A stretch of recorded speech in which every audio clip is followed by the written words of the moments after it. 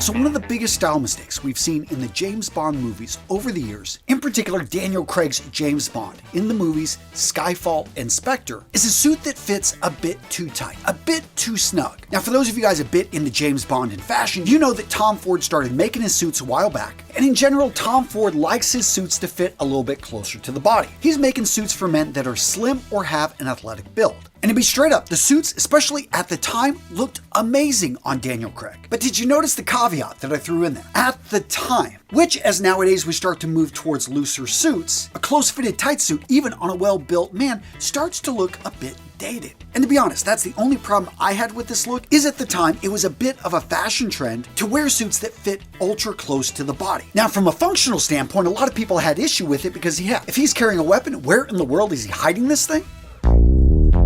Which actually, if you know a thing or two about concealed carry, there are ways to get that suit fitted to wear a concealed holster that actually gets rid of printing on the suit. And of course, every James Bond suit is in theory expertly tailored, made specifically for James Bond. But still, when it comes to functional gear, you would think that the suits would be a little bit looser to allow better movement. In terms of style mistakes, I wouldn't call this one fatal. This one, on the other hand, is definitely something you don't want to imitate. Can you spot it? If not, no worries, because by the end of this video, you're going to know what I'm talking about, be able to spot it in a second, and most importantly, never make this mistake. Now, this next mistake is one hotly debated by the purists. Yeah, we're talking the James Bond fans that have read the books, not just watched the movies. Because if you've read Ian Fleming's books, you know in particular there is one watch that James Bond started off with. And no, it is not the Rolex Submariner. Everyone makes this mistake, and yes, it did pop up in one of the early movies. But no, the watch I'm talking about is the Rolex Explorer, which is a great watch that I own and I wear the heck out of, by the way. Absolutely love it, highly recommended. But later on in the books and in the movies, we see actually the Rolex Submariner. This becomes his go-to watch, made popular by Sean Connery, Timothy Dalton, and Roger Moore. Yeah, it's hard to imagine James Bond without this watch until you start watching the later movies. Well, all of a sudden, Omega hit the scene. Now, it started in 1995 when costume designer Lindy Hemming, well, she was wanting to imagine a more modern James Bond. Well, as she was getting Pierce Brosnan ready for GoldenEye, she decided to go for the Omega Seamaster. And on a side note, it didn't hurt that Omega was paying for this placement. But to her credit, the Seamaster is actually a beautiful watch. Elegant, functional, innovative. I mean, if Bond's going to switch up his timepieces, this was a pretty darn good choice. We continue to see this partnership in Tomorrow Never Dies, and The World Is Not Enough. And how can we forget the Seamaster that popped up in Die Another Day that actually came integrated in the bezel with a detonator pin? And yes, guys, I've looked. Apparently, we can't get this model. Yeah, they don't sell it to us civilians. Now, apparently the Omega with the laser, that one is available. Just kidding. I mean, wouldn't that be nice? Now, Daniel Craig continued the tradition. Probably saw that and you're thinking, Antonio, those are beautiful watches. Where's the style mistake? Well, again, this is an issue only some people have, really the purists, but they feel, hey, how could James Bond be a shill? How could he step away from Rolex and go to Omega? Well, first up, James Bond is a fictional character and he definitely is a shill. I mean, have you seen how much money these movies are raking in? But seriously, as you can see, I gave those watches a lot of time because I think they're absolutely beautiful. But as a guy that likes to make money, you know, I don't really have an issue with it, especially when the watches he's promoting and the watches we see in there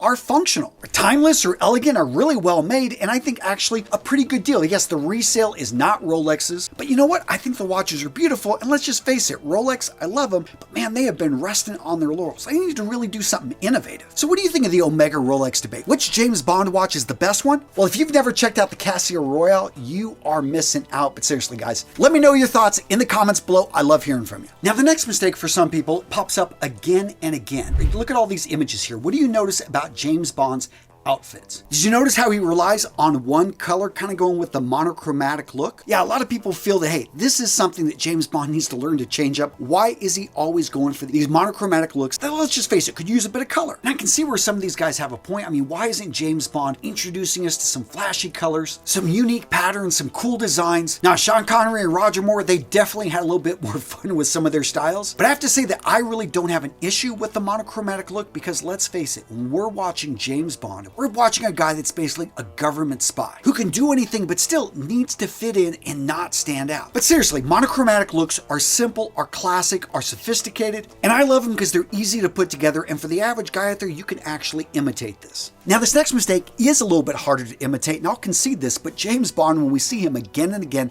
what is he most of the time wearing? Straight up, he's wearing a suit. And a lot of people criticize, hey, how can I learn style from James Bond when every day, I mean, that's nice to have suits, but I don't need to wear one every day. This one's a fair point. And in the latest movies, we haven't seen him as much in casual style. Occasionally, we've seen some outfits put together. I mean, who can forget the shirt that Daniel Craig was wearing when he was in Africa? Or when he's investigating the murder of the woman he was just with and he's on the beach there in that polo. I mean, the circumstance not so great, but hey, he looked good, casual. But no, if you want some really good casual Bond looks, then go back to some of the older movies. You're going to find not only polos, but there's also the use of a lot of knitwear, which I think for a lot of guys, I know you guys love hoodies and stuff, but maybe find some knitwear that can level it up. Bond gives tons of examples. And look to bring in casual jackets. Yes, we've got the safari jacket a bit dated in this Bond movie, but casual jackets in general, it's an easy way to build up the shoulders, slim up the silhouettes, and I think can really add to a look. Lastly, I will question the belief that most guys think, hey, I can't wear a suit casually, where there are options. Yes, this is a sports jacket, which means it's an odd jacket. It doesn't come with a matching pair of trousers, but a sports jacket is not as dressed up a suit. You can wear it with jeans, you can match that with boots, and I think for a lot of you guys that are up and coming professionals, whether you're in IT, you're a teacher at a school, or you're just a business owner building up your company, gents, you'll find putting on a sports jacket or a blazer jacket, it causes you to roll your shoulders back, look more confident, and in doing so, feel more confident. Definitely something that you could take from James Bond. Next up, we've got the shoe debate. Some people think that James Bond's shoe choices really aren't always following the rules. Example, he has a black suit with brown shoes. A lot of people are like, hey, that's a style mistake, you shouldn't be doing that. My thoughts are like, you know, this guy's trying to save the world, let's give him a little bit of slack, but seriously, I do think you can pull off brown shoes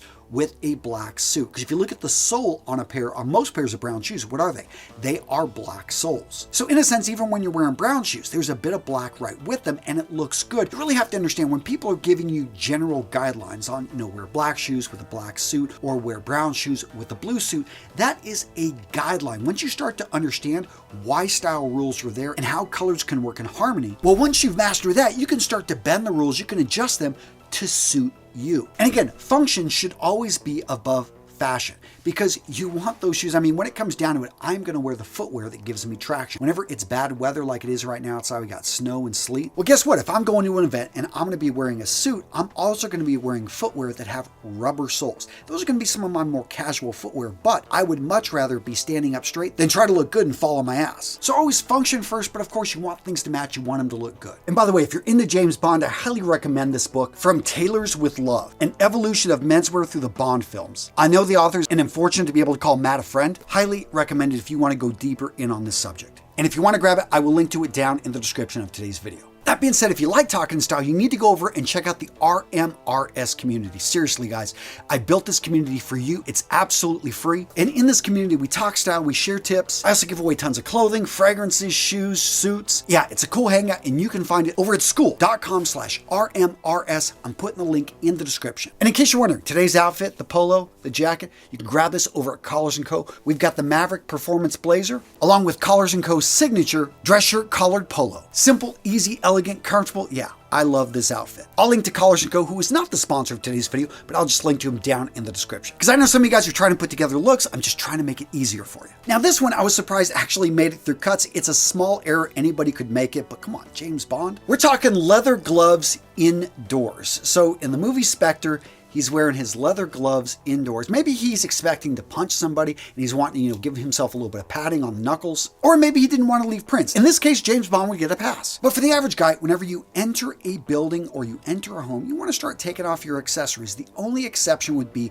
if this is a large building in which we treat it like it's an outdoor place. So train stations, airports, but in general, if this is a relaxed place, if it's definitely somebody's home, when it comes to headwear, when it comes to gloves, jackets, you want to start shedding that stuff off. All right, so at this point, you're ready for the fatal flaw. Well, I'll tell you, it is not James Bond being overdressed, because I find that James Bond dresses for the situation. You could also argue, well, his wardrobe is unrealistically durable. Yeah, that's debatable, but you'd be surprised how tough some of this clothing is and how comfortable sports jackets and suits are once you get used to wearing them. No, the fatal flaw here is the unrealistic perfectionism. I mean, seriously, I remember this scene whenever James Bond is jumping off of one train car onto the other. He lands perfectly and he starts to adjust his shirt cuffs. I remember seeing this and thinking, damn, he's always making sure he's got that 1/4 of an inch showing. Which, by the way, I don't have it because I'm wearing a polo shirt underneath. But seriously, a lot of guys look at the style of James Bond and they think, man, I could never look that good. But here's the secret, gents. You are most likely not in competition with Daniel Craig, James Bond, or any of these great looking actors. Your competition, well, in one sense, maybe it's the guys at work. If you're single, it's the other guys in the bar, the other guys in the club. But really, gents, your big competition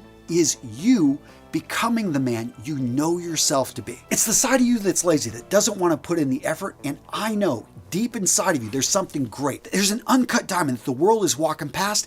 All you have to do is take it, cut it, shape it, polish it, and boom, the world is going to see what you have to offer, and you are going to achieve greatness. Gents, my goal here at Real Men Real Style is to help you become the man you know yourself to be. Don't be afraid to have the courage to step up your style and become him. And with that being said, gents, I got you covered with your next video. Boom, right here. Enjoy. Wishing you all the best. Take care, gents. I'll see you in this next video. Oh yeah, boom, right there.